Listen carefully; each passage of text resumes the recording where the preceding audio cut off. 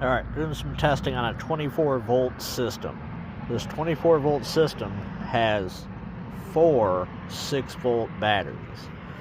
So this is a great opportunity to show you what it looks like at each of the connections to help you understand series connections. That's how we get to 24 volts here. So this is one battery across the terminals. We got 6 volts.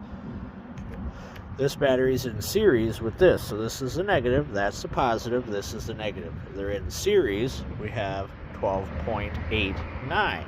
Now, if I move it over to the third battery, what are we going to have? Well, we're going to have 6 times 3 plus the surface charge. And finally, we move it to the last one because these two are in series. We have 24 volts plus our surface charge.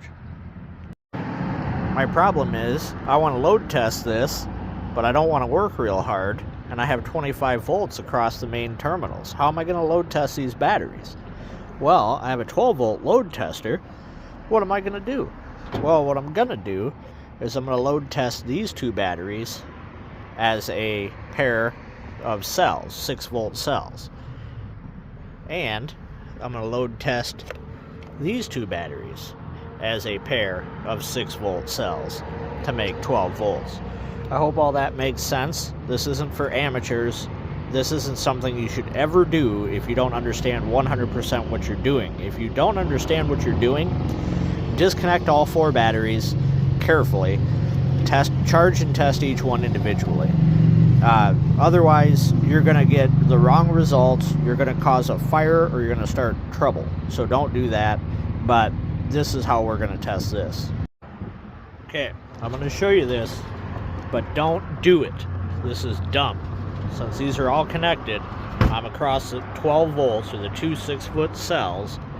I'm going to load test that so I know with a reasonable amount of certainty that that battery and that battery can carry a 130 amp load. Now,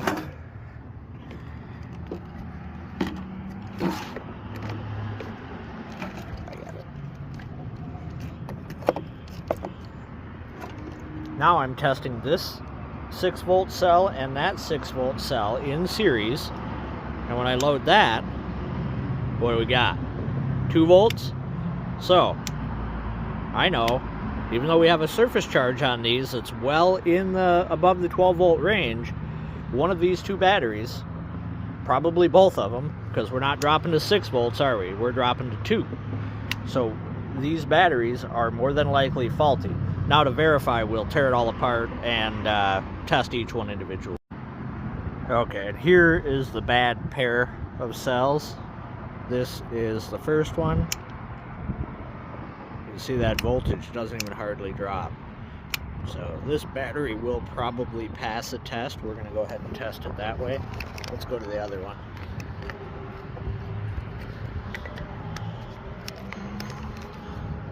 This is the other battery.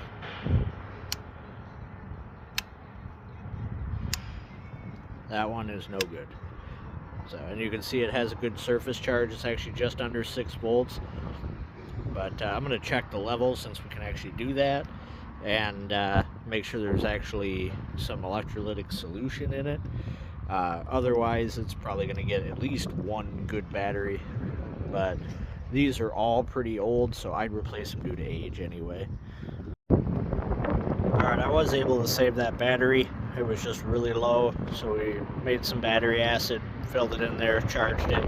It's good to go now. Just to show you, we can test each individual cell also.